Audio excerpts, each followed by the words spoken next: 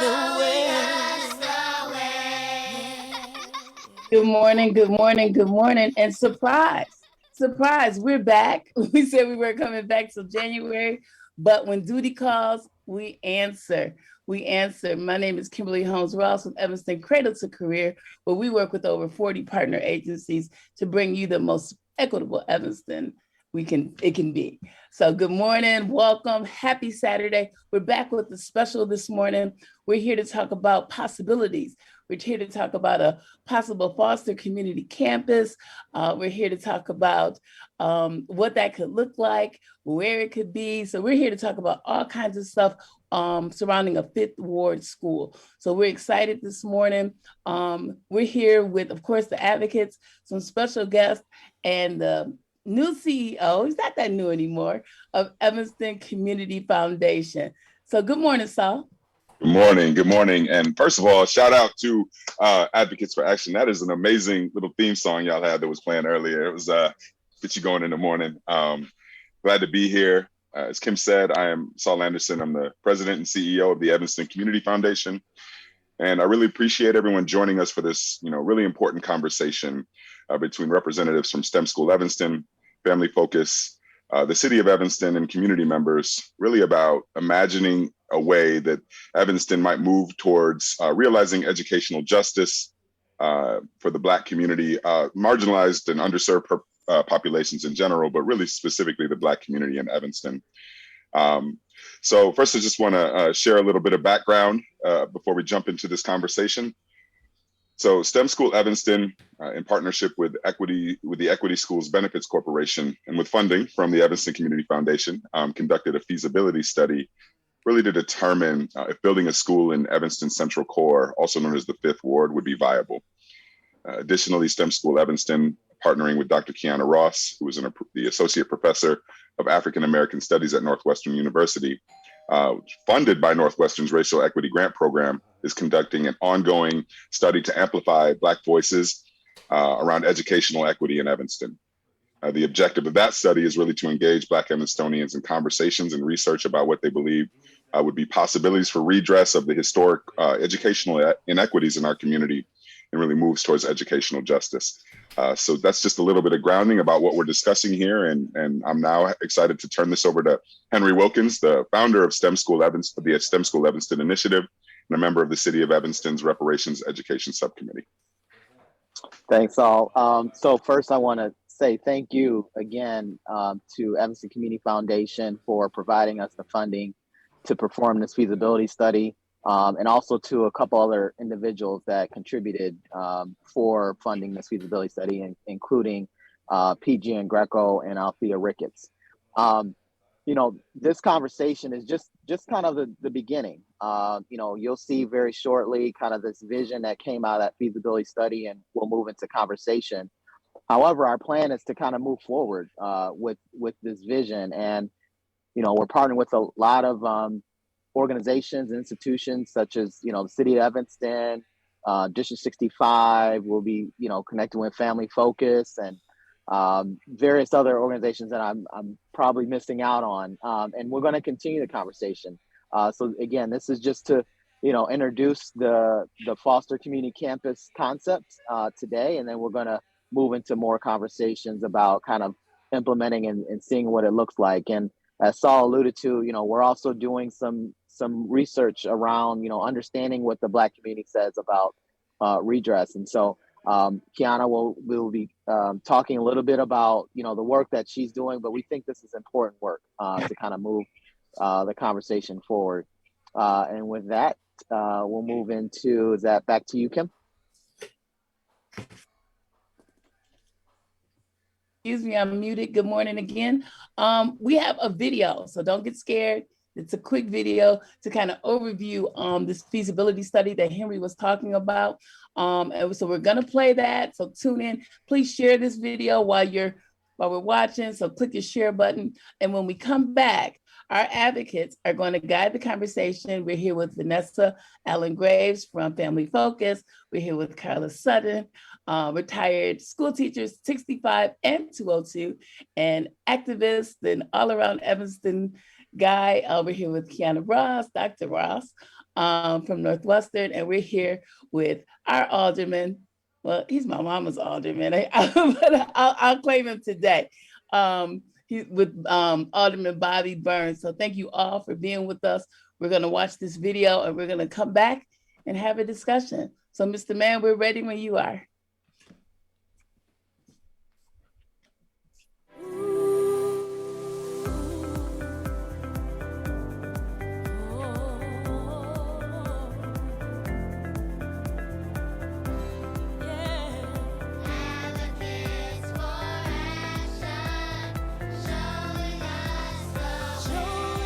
Focused on one particular site and developed that further. Of those other 8 sites, some we developed pretty far, some we put off to the side, but over a period of time it really became clear to us that what we felt was the best one. And we're calling it Foster Campus, and here's why we call it that.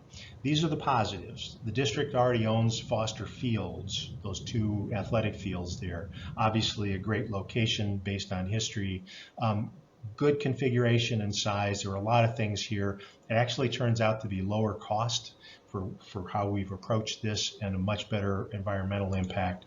The only negative is that of the 2 fields, we would use one for building footprint and the other one we would retain.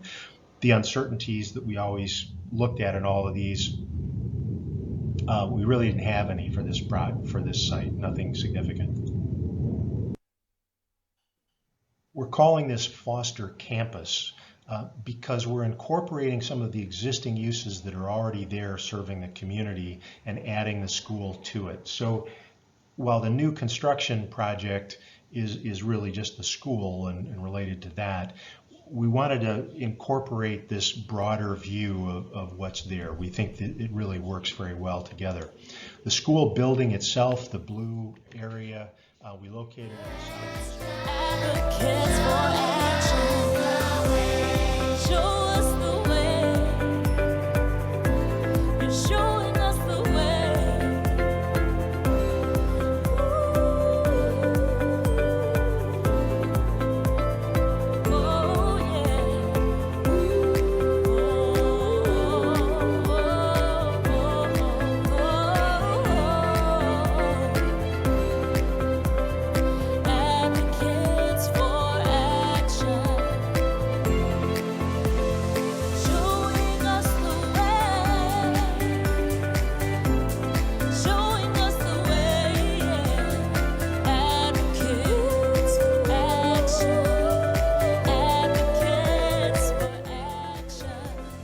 I will apologize for.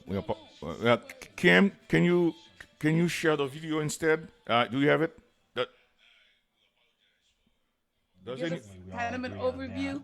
And but you know, in this case, we all know thought, Zoom, and we all know we have these technical difficulties. We're just gonna roll with it. I think it'd probably be more personal. Live, Ken, if you don't mind, we know we putting you on the spot, but that's what directly with that. But just let's do we're an saying overview. we're going to use that during the school hours. I mean, I ain't tried to freestyle in a minute, but I'll see what I can. Freestyle, that's what we all about. You at home. How that you at home. fits Go ahead. In the future. In terms of something yeah, so unusual. I just wanted to talk a little bit about the work that we're doing and why we're doing it. And today I'm not going to go too deeply into what we're finding so far, because we're going to do that next month. But I just want to talk about the project and why it's important to do the work. So the grant is called Amplifying Black Voices. And, you know, that it's what it sounds like. It's to amplify the Black voice in Evanston.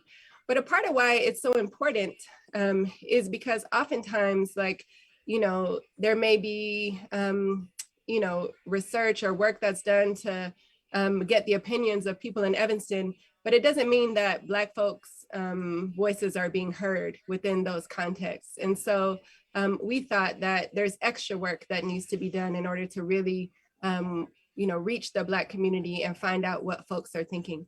And so the project is twofold. There's a qualitative component and a survey component. And so in the first part, what we're trying to do is just talk to folks via focus groups, individual interviews, and just get a sense for both what folks think about education in Evanston more broadly, and also this idea of a school in the Fifth Ward, because people have a lot of opinions about it, right? What they want for it, you know, where they want it to be, what they want to be in the building, what kinds of things they want to see available for folks.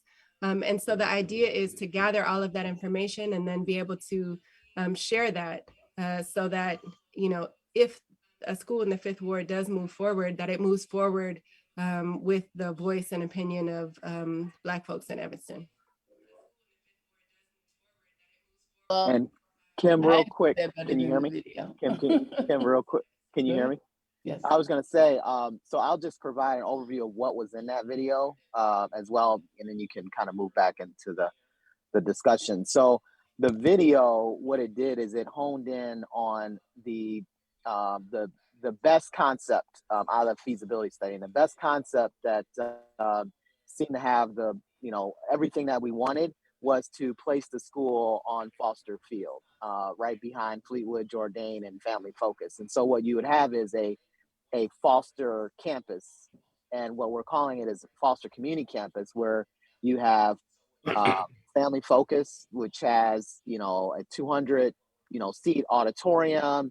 You have Fleetwood, Jourdain, also kind of in that space, and they have a gymnasium there. And then the idea would be to build a school from scratch. And so the plan that was presented in that video was to preserve the Foster football field.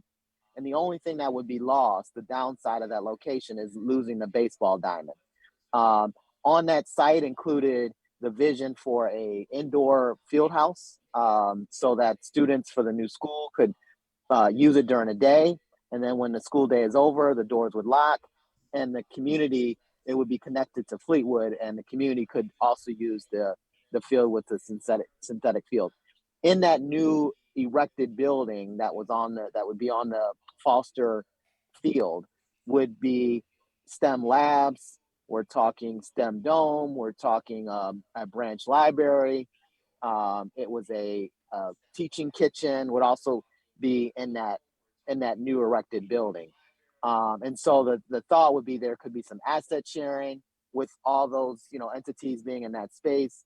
For example, not saying that this has to be done, but the vision is, you know, every school has to have a gymnasium, right? So you have to, I mean, it's just, I think everybody agrees with that. However, Fleetwood has a gymnasium. And so the thought could be to, you know, expand that gymnasium, add another gymnasium, and that gymnasium could be used by that new school. I'm just giving examples, not sure, you know, the direction. Some of the STEM labs in the branch library, maybe it makes more sense for them to be at Family Focus. But just somewhere on that campus is what there's, you know, the belief is, I think, overall belief that would make sense. So that was the video in a nutshell. There was a lot more detail to that. We'll post it so everyone can see it, and, you know, look forward to hearing this conversation. Turn it back over to you, Kim. Yeah, we will post it. We'll post it right after the show. It'll be up on our page, our Evanston Cradle to Career page, and our Advocates for Action page. I'm sure, Henry, you'll have it on your Fifth Ward STEM School page as well. And you guys did good freestyling. I enjoyed that. Probably better than the video. So, hey, cheers to you guys. All right, so we're going to just get into it. I know I have questions. I know the advocates have questions. I know the community has questions. So I'm going to go ahead and kick it off to Ty. And we're going to just ask some questions. Again, the advocates are our community voice. And you guys can add in whatever you like. Good morning, top of the morning to everyone. I'm so happy to be here and be able to talk to you all about this. We've heard about Fifth Ward schools for years when I was back, and I won't say my age, but when I was in high school and elementary school, just really talking about servicing our community in that area that's, you know, underserviced in that Fifth Ward. But Dr. Ross had mentioned getting information from the community and reaching out to the community to see what they were interested in.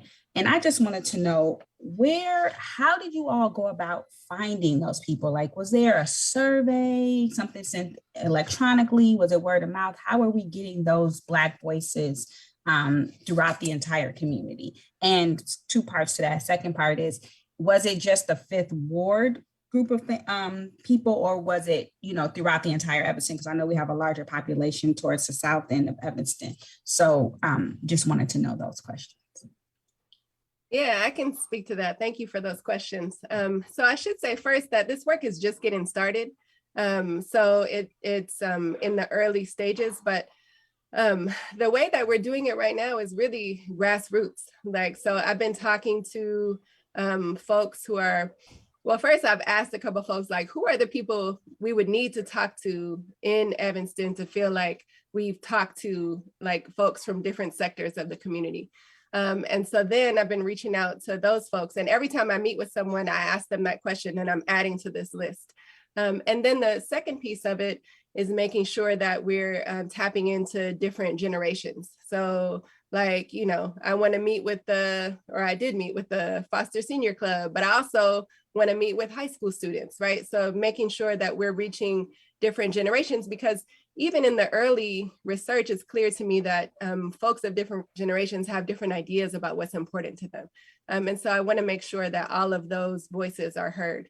And then in terms of the Fifth Ward versus the South End, I'm on the South End, so I think it's important to reach the South End. South side. Up over there. Okay, South End. Okay. The South End folks too.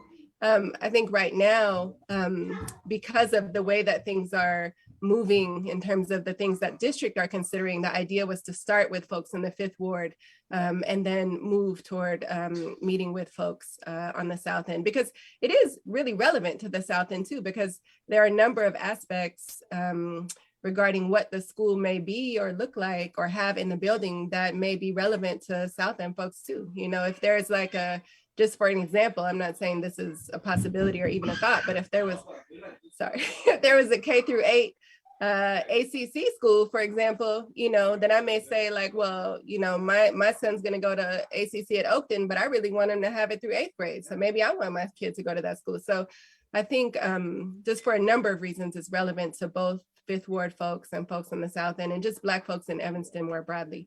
So it's really a grassroots effort right now to talk to folks, and I think we'll continue to snowball it until we feel like we've sampled a good amount of folks in different sectors of the Black community. Yeah, and the advocates would love to be a part of sharing that information with the community, because we're in it to win it. So we would love to be able to really collect all the voices, just really see what everyone is feeling.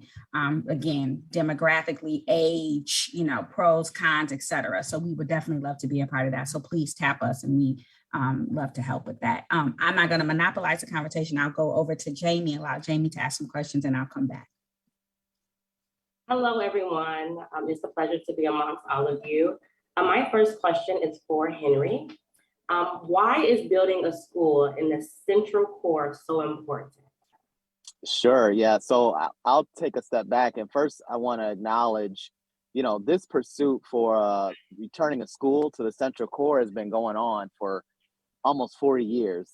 So some folks, a lot of folks, I think, already aware of the fact that Foster School located in the Fifth Ward was closed down due to desegregation. And when that school closed, all the children were bused to schools all across the city. And, as part of the deal, they opened up a magnet school. King Arts was kind of born in Foster, and then it later moved to Skiles and, where it is today.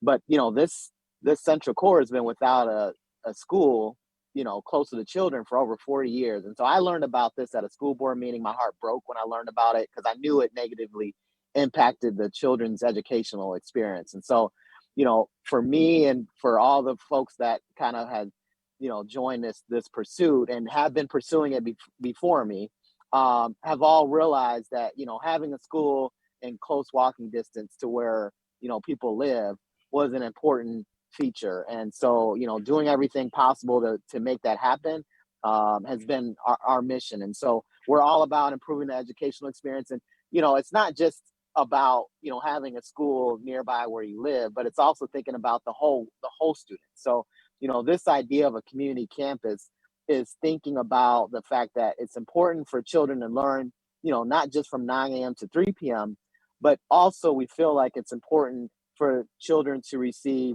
enrichment and support before school, after school, on the weekends, providing opportunities to improve the students' families, caregivers of the students, thinking about them as well. So, this is beyond just a 9 a.m. to 3 p.m. Pursuit. Yeah, that's great to have a school nearby where you live, but it's much more than that, much bigger than that. Thank you, Henry. Before we go back to Ty, I just wanted to ask the panelists, I wanted to ask, we talk about a community campus and the Foster community campus. How do you see partnering with the Fifth Ward of the school to make this happen? So how do you see the city partnering, Alderman Burns and Vanessa? How do you see Family Focus partnering? And Mr. Sutton, how do you see the community partnering to make this happen? And whoever wants to go first. Women first. Okay. Family Focus is obviously continuously interested in fostering partnerships that are of the utmost benefit to our participants and of the broader community. And so to us, a campus environment would leverage the offerings that we currently have with Family Focus at the center and allow the Fifth Ward residents to take advantage of an even larger variety of program services and initiatives. So given the physical footprint that Family Focus Evanston already has, we are looking to gain more tenants, attract more tenants whose programs and services will leverage those that are already offered by us, and just increase, again, like the variety of services to the community. We are committed to being a thought partner and an engaged participant in the evolution of the programs and services in the community. And we are invested for over 45 years now in the Fifth Ward and the Evanston community in general. So all of that commitment has a special emphasis on the Fifth Ward. So we are definitely looking to partner in any way that we can and to foster this community campus.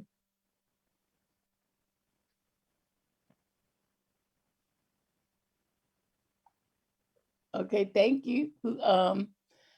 Age before beauty or beauty before age? Mr. Who we going with, Mr. Sutton or Mr. Byrne? Okay, I'll start it off. Basically, being raised at Foster School, and one of, I guess, my most memorable moments was watching my aunt who taught there. I was the only student in the school who had a family member on the faculty at that time, how she was just crying and everyone else around her was clapping. And Auntie, where are you crying? She said, it's the end of an era.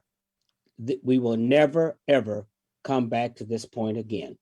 All the sacrifices that we've made from this community are gone. It's over. And she had collected our grades. She followed my class from kindergarten all the way through 6th grade. It was about 34, 5 or 40 of us. And those kinds of records she kept about academically and family and things like that were also lost. So it was a loss not only of a structure, but of also a very, very important artery to our community. Then my pessimistic side said, well, we attempted politically to get a school in this community. It was defeated by the 6th and 7th wards, who needed our students to maintain their viability at Willard, Orrington, and Lincolnwood. And we're the only school where children in kindergarten have to stand on a corner at 7:30 in the morning in the snow and the dark going to school. And having taught where some of these kids were brought, they come with issues when they get off the bus, whether making them get up too early or not being able to eat. And I never realized what a privilege it was for me for all my life to walk to every school that I ever attended, from kindergarten through high school. And yes, there's always been differences of opinion. There were only 3 Black teachers, basically, at Foster School when I finished there. And now as I look at the recent change of our populace, I always said when the 5th Ward becomes primarily Hispanic and white, through gentrification, you will get a school, because they're not going to have their children getting up and getting on no bus at 7:30 in the morning. So I hope that whatever school that we enter, I'm ambivalent between a charter school or will it be an open admission?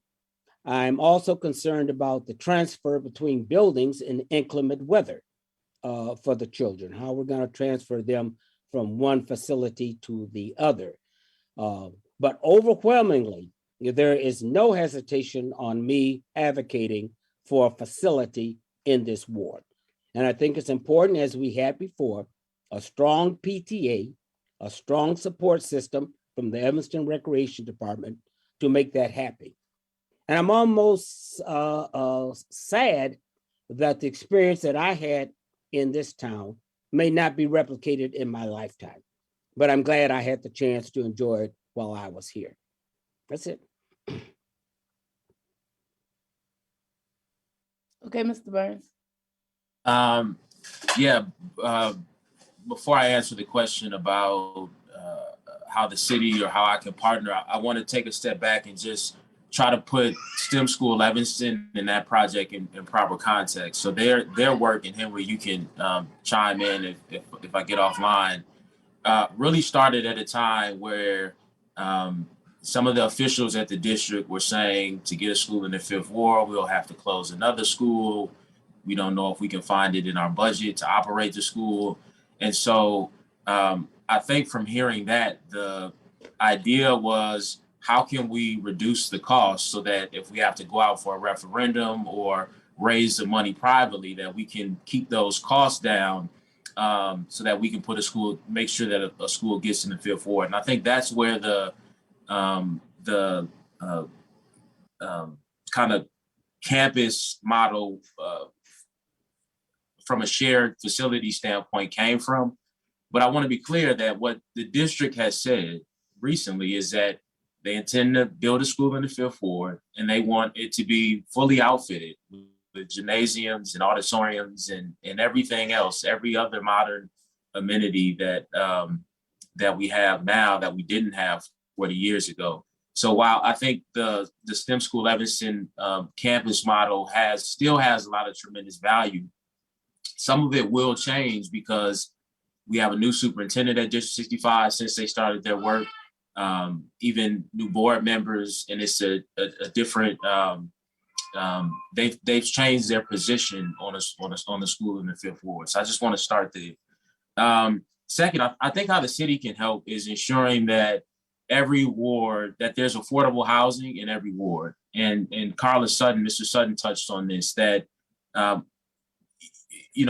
we all know why a school in any neighborhood is important. In the same way, we know why churches and restaurants and other things are important.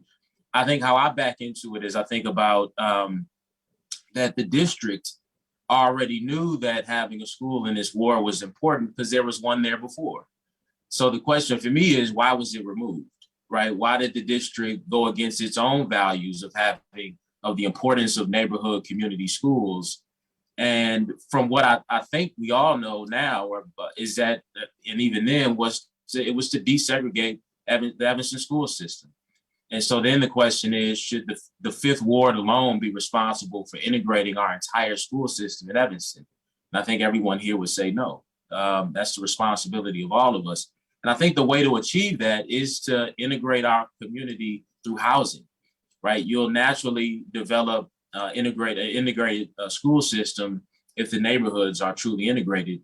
And this community is not. It's still segregated just as much as Chicago is today. We don't always talk about it, but it is. And so I think the greatest way that I can partner is to take that argument away to say, look, that's not the responsibility of Fifth Ward residents to integrate our school system. If we want true integration, we need to make sure there's affordable housing opportunities and more density in every ward, not just the 5th and 8th and 2nd wards, but in every ward. And I also want to close by just saying, also the 5th ward at this point, and Carlis touched on this too, is a diverse ward. At one point it was 90% plus African American, and that's not the case today. So I also wanted to close on that. Naturally, today the Fifth Ward is a very diverse school. Okay, thank you. Thank you all. I was going to say to Dr. Ross, when we talked about where we get the folks from for the surveys, it'd be interesting, as we know that the Fifth Ward has changed so much and Evanston has changed so much, that, and because of housing and because of being displaced, a lot of those people would sure have a lot to say about probably how they would like their former place to live, and they're still connected. To me, it would be interesting because a lot of these people didn't leave because they wanted to leave. They left because of housing and affordability in Evanston. So for me, that would be really interesting to see how they, what their vision would be and their, contribution into the study. So I did want to say that. And Bobby, thank you for touching back on the district's commitment. We did have Dr. Horton on the show a little while ago who expressed the commitment for the district to have a Fifth Ward school. So we were excited about that and we support that 100%. I'm going to give it back to Ty. Thank you so much. Yes. Thank you, Mr. Burns. I was definitely Alderman Burns. I was going to bring that up because we did have Dr. Horton on the show. But as we move forward and knowing that there is a commitment from the district to bring a Fifth Ward school in and to have it be as modern and, up to date and inclusive as we possibly could, I wanted to know from either both Ms. Graves, Dr. Ross, I see you have a special guest with you. I have a couple special guests that was knocking on my door a little while ago. Give me a minute. But just wanted to know, in the event that when we get this district building, how would what would you want partners to consider as they move forward with this community campus, this STEM building, this community campus? How do you think it will? What do you want partners to know as everyone is considering and hearing things from the district, like their commitment, and then you kicking off this initiative, and bringing those buildings together, Fleetwood, Jourdain, hopefully in collaboration with the city, and then the Family Focus building. What would you want partners to consider as you move forward with this process?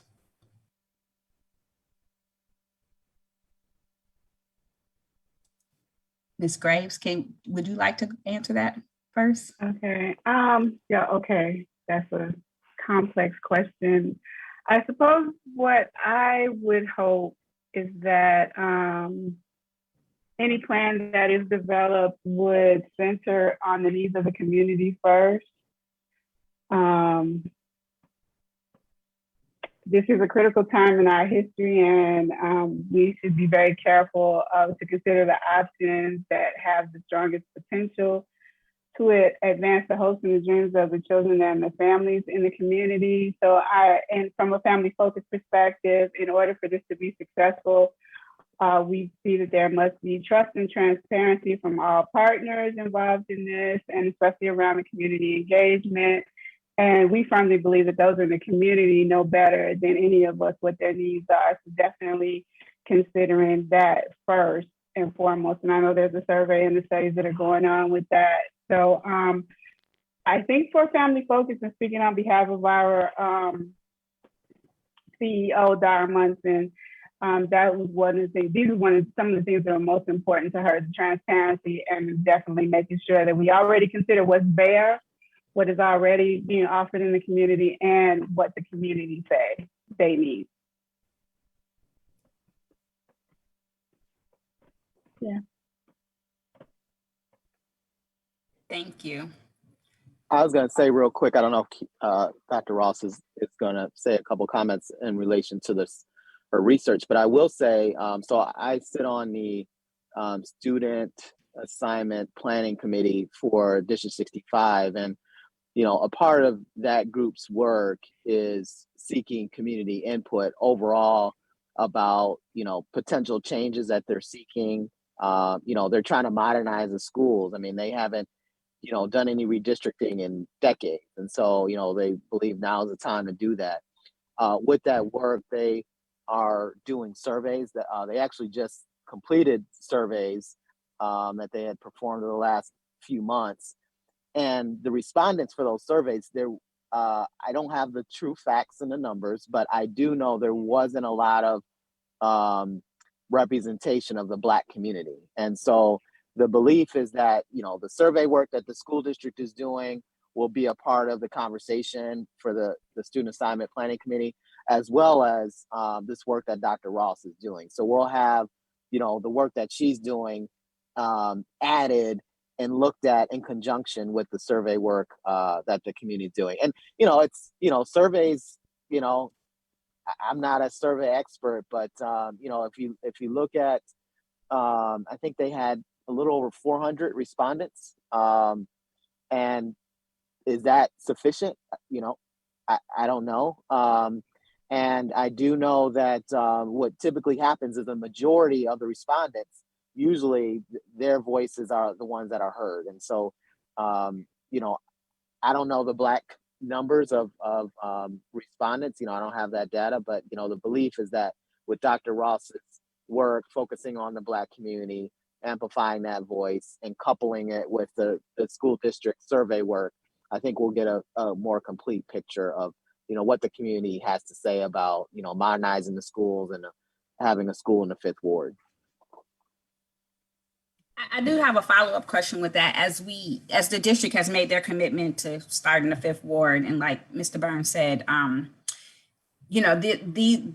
this has changed since, because back when there was a referendum, it didn't pass, we're raising taxes to get a 5th Ward school, but now it's like, how can the new superintendent and the new school board members are now really committed to bringing that to fruition.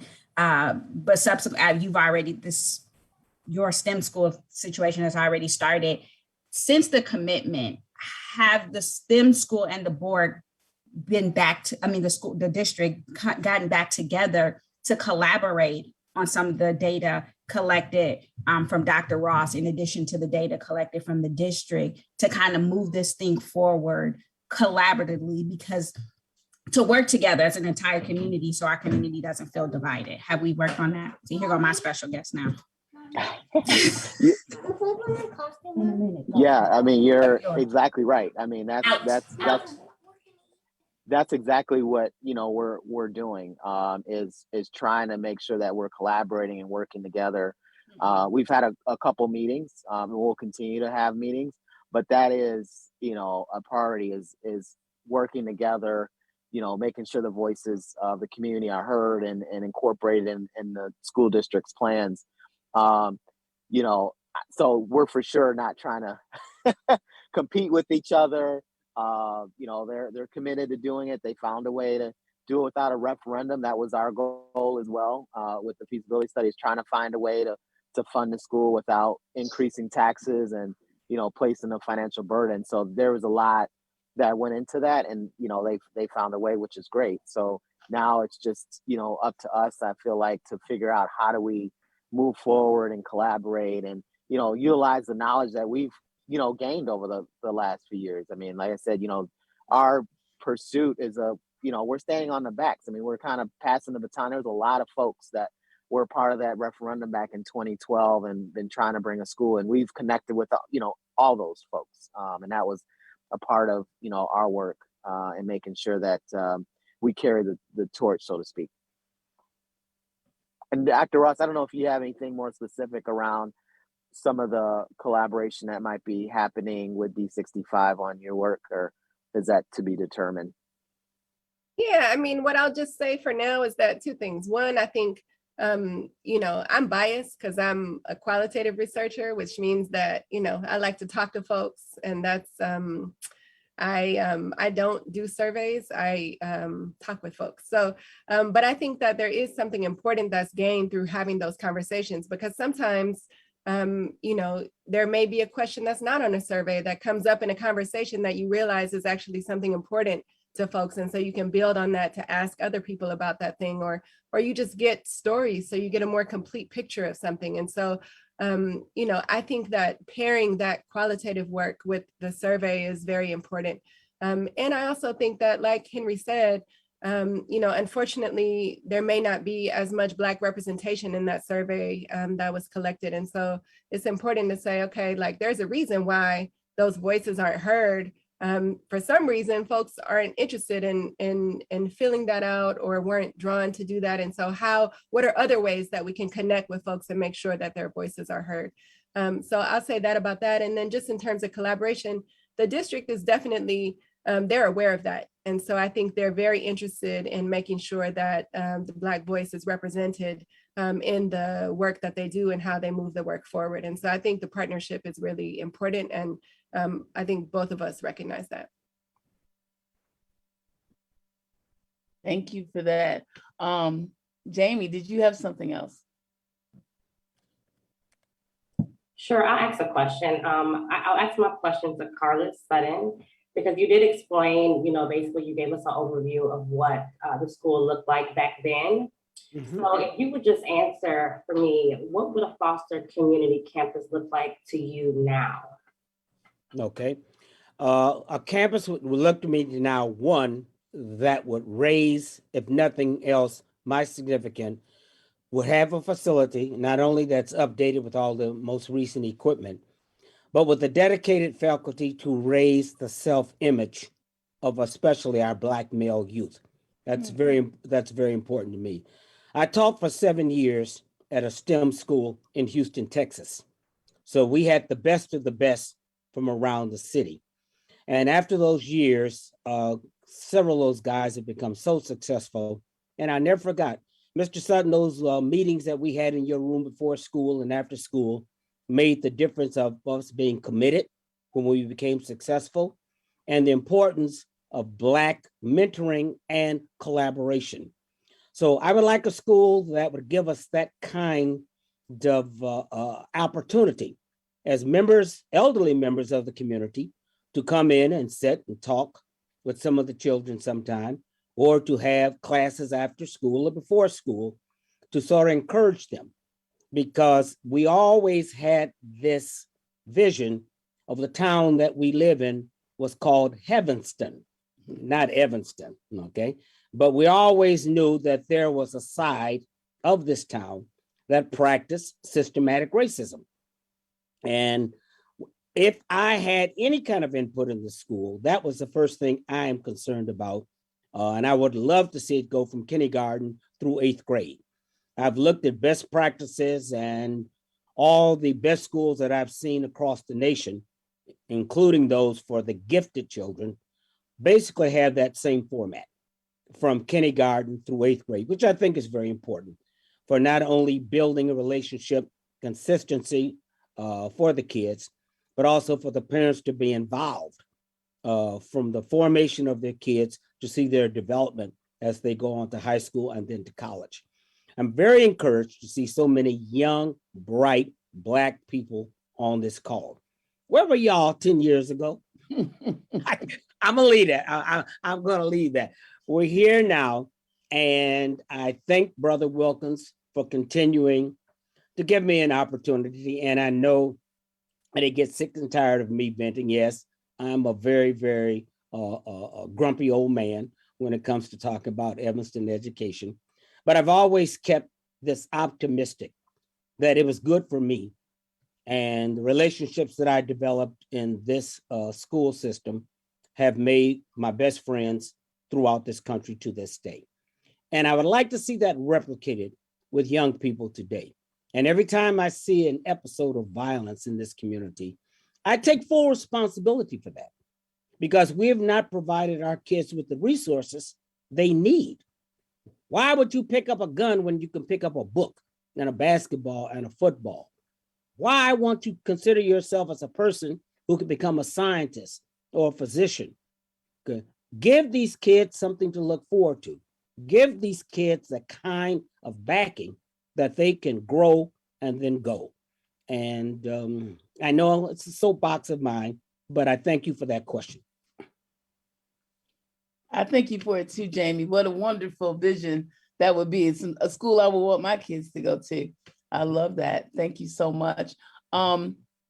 I actually would love to hear other people's vision, Jamie. That was a great question of what that school would look like to them. I had the pleasure of going to Martin Luther King Jr. Laboratory School, which was the old Foster School, and then it morphed into the laboratory school, which I think was a great model that probably will never be replicated. But we've had some great models in this town.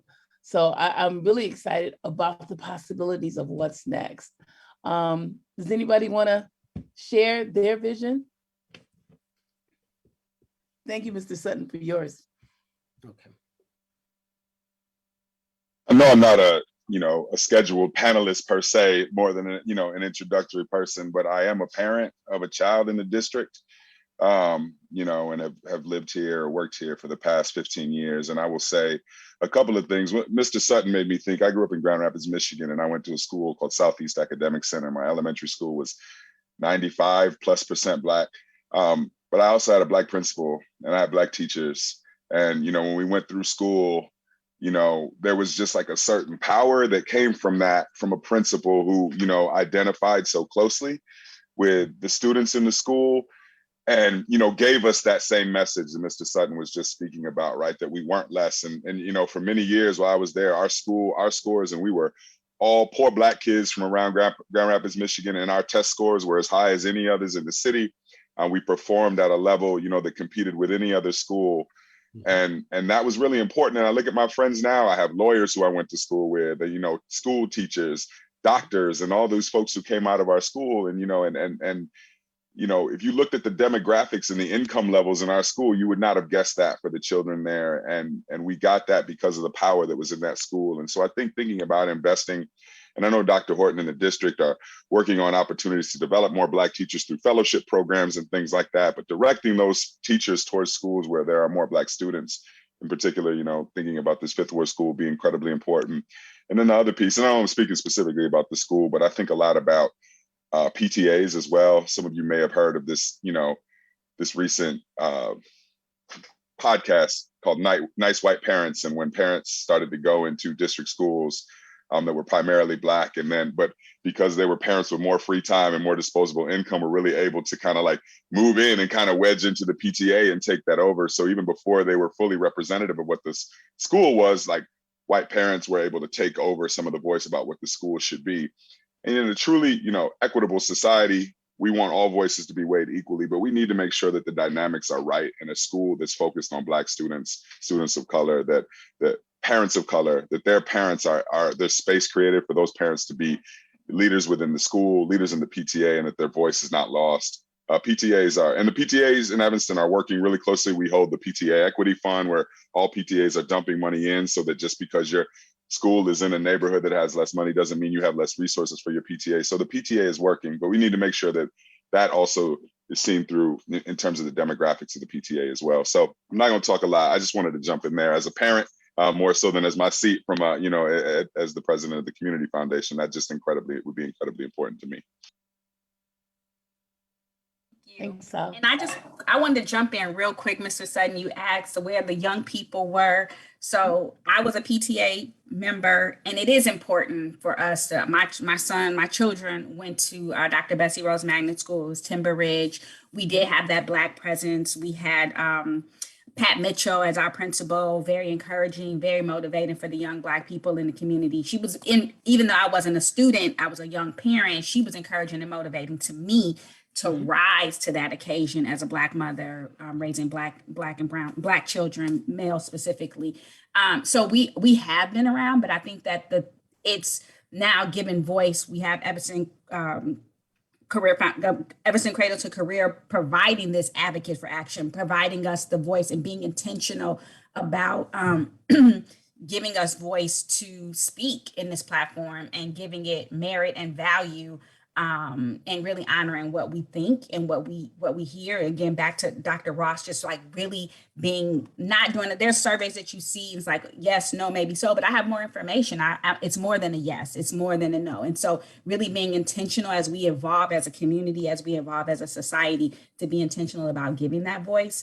and hearing that voice and also respecting that voice, because their perspective that I have as a younger generation that may differ from Mr. Sutton, but just, or anyone, not just you specifically, but an older generation and even a younger generation, just really respecting those values and really understanding that we all are one people, but we all have different perspectives, and we have to find a collaborative way to work together.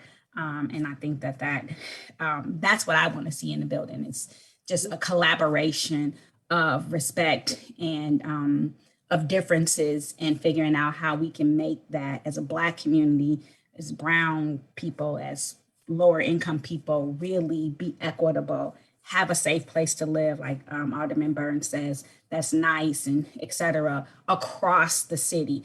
And not having to choose between South End or West End, or, Black or brown, and really being intentional about the staff people that we put in to teach our children, to educate our children, and to really push our agenda forward as Black people in America. So that's my little bit. So we've been here, Mr. Sutton, but we didn't have a loud voice, but you're gonna hear us now. Thank you so much, Ty. And yes, you guys are here. Big shout out to the advocates. Jamie and Ty are here with us today. We have some more advocates who are working with the Foster Senior Club today. And then we have some more advocates who, of course, are at the funeral for the young man who was killed a couple Sundays ago. So the advocates are here to support the community and have that community voice at all tables. So we are here and we are glad to be here. So thank you for that, Ty. Before we get out of here, this has been a wonderful, wonderful conversation.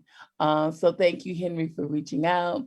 Thank you, Saul, for making this happen. And thank you, advocates, for answering the call of duty, and our panelists. It has been a great discussion this morning. We're gonna leave time.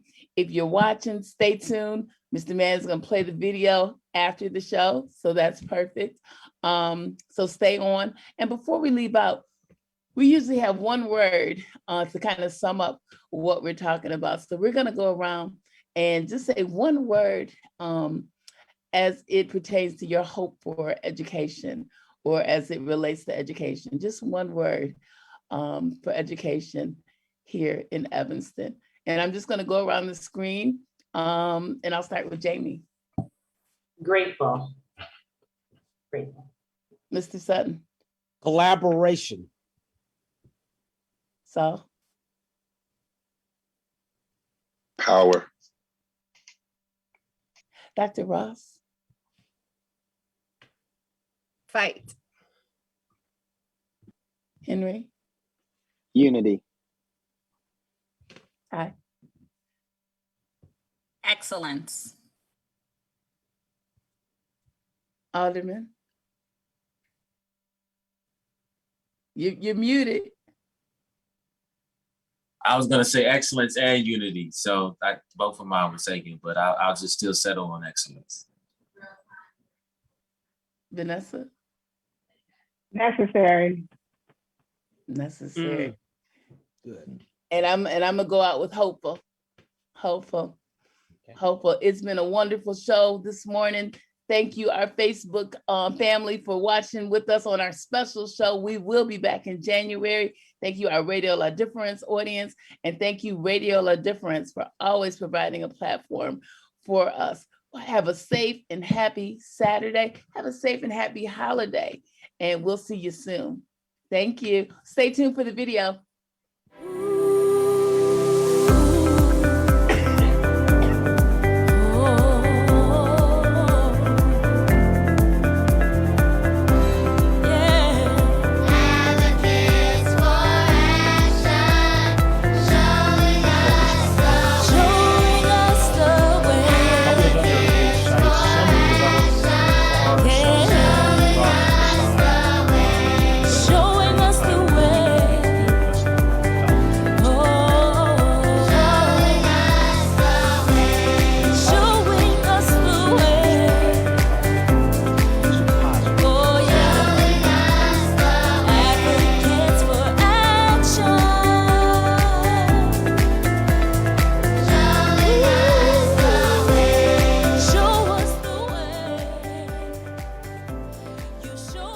focused on one particular site and developed that further. Of those other 8 sites, some we developed pretty far, some we put off to the side, but over a period of time, it really became clear to us that what we felt was the best one. And we're calling it Foster Campus, and here's why we call it that. These are the positives. The district already owns Foster Fields, those 2 athletic fields there. Obviously a great location based on history, good configuration and size. There are a lot of things here. It actually turns out to be lower cost for how we've approached this and a much better environmental impact. The only negative is that of the 2 fields, we would use one for building footprint and the other one we would retain. The uncertainties that we always looked at in all of these, we really didn't have any for this site, nothing significant. We're calling this Foster Campus because we're incorporating some of the existing uses that are already there serving the community and adding the school to it. So while the new construction project is really just the school and related to that, we wanted to incorporate this broader view of what's there. We think that it really works very well together. The school building itself, the blue area, we located at the southeast corner of Simpson and Dewey, which had a number of advantages in how it fit here. Adding a theater and gym, this is where this location starts to make more sense to the overall financial picture and community side of it. The original Foster School that now is Family Focus has a theater space in it with capacity. And I don't generally encourage new schools to build theaters unless it's really one of the emphasis. It's an emphasis of the school. They're costly and they're not used very much of the time. So that use is next door and would be available if it's needed. Other uses that are tenants that are or recently have been in Family Focus are also there, and we see some nice synergies perhaps with some of those as well. In terms of a gym, almost every school should have a gym. Certainly we all agree on that. But in this case, we thought, gee, there's already a terrific gym. There's actually one in Family Focus as well. But there's one here at Fleetwood Jourdain, and that's a picture of it. And so we're connecting directly with that, but we're saying we're going to use that during the school hours when it's in fact least used for Fleetwood Jourdain. And you'll see how that fits in the future. In terms of something unusual here, though, that connects the school building with Fleetwood, these would be directly physically connected, we're suggesting adding a field house. So this would have an indoor synthetic turf field. It's about a 20,000 square foot area, 100 feet by 200 feet, thereabouts, just one field. A terrific amenity for the school. And the school would use it exclusively all day.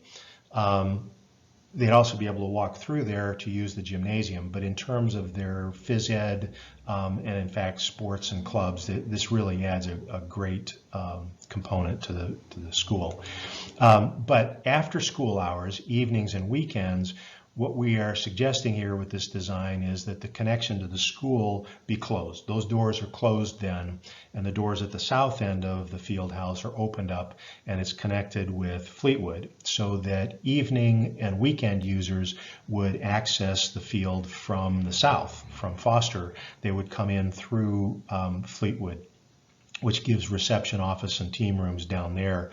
So that field house flips back and forth. And we actually have some experience in this, connecting a field house publicly, privately with a school. So we know this can work very well. In terms of site improvements, there's we would retain one play field for, again, the school and the community. There are existing outdoor courts for tennis and basketball. Those would almost certainly be used. And then there's an existing playground to the west of Fleetwood that also could be used.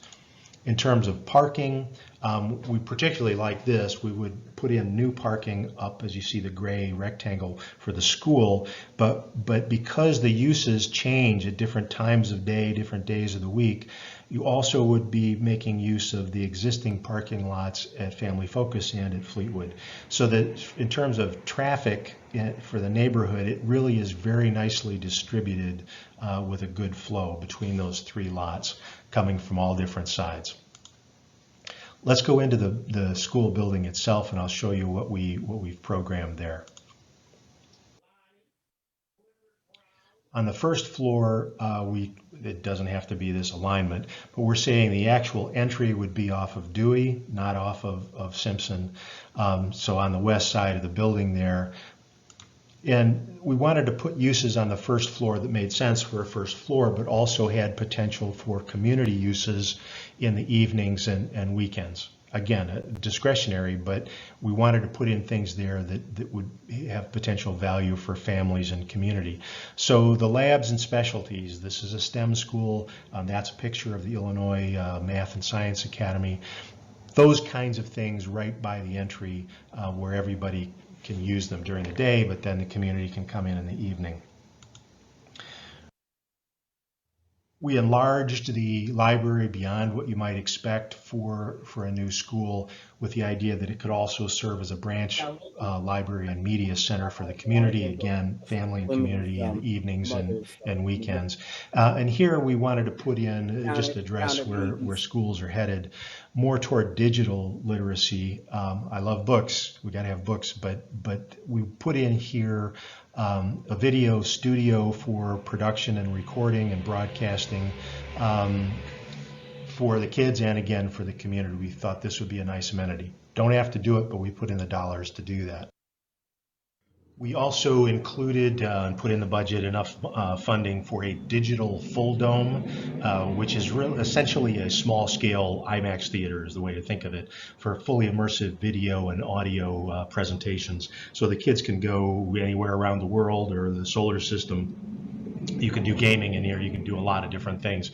We thought that this was a special kind of amenity for the school that also could have some family and community applications. Not necessary, but we put in the dollars for it.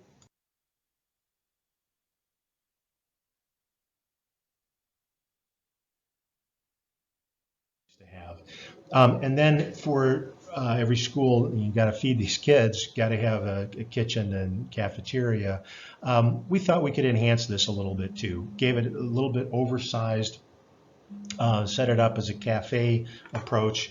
It has a little more social benefit that way, and opening to perhaps to the east toward the play field, and then putting in a teaching kitchen. Again, for the community, for the kids, just really try to make the most out of this for really a quality education. Going to the upper floors, we didn't lay anything out at all. We just put in enough square footage here for learning communities. And this is, again, the direction that school design is headed in, as opposed to what we all know, the double-loaded corridor down the middle, what designers call cells and bells. We were saying learning communities. We just put in enough square footage. It's roughly the same amount of square footage, if anything, a little bit less. Same kind of cost. It's just a different way of. This is what we mean when we say learning communities. It's just a different way of aligning it and connecting the learners in here in different learning environments to address different learning styles. It really gives the teachers a lot more flexibility of how they organize kids' lessons and activities. Doesn't have to be this way. If anything, it's actually a little bit less square footage this way, but we allowed for conventional approach. It doesn't cost any more dollars to do it this way. It's just, in terms of pedagogy, this is really sort of where schools are headed. But this is what we have for the upper floors. We just allowed this into the model. But it can look like this. I mean, it's a much more flexible space. It's much more hands-on. The teacher collaboration spaces are set up and very transparent where they can see everything. I don't want to get into school design, but we allowed for all of this.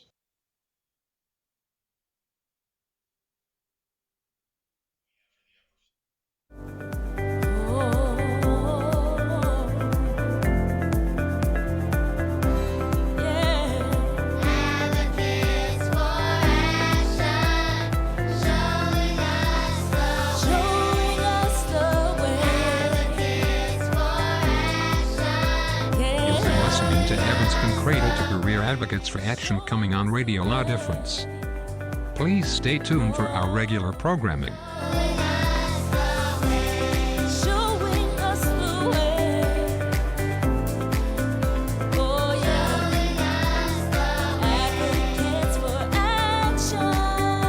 You've been listening to Evanston Cradle to Career Advocates for Action on Radio La Difference. Please stay tuned for our regular programming.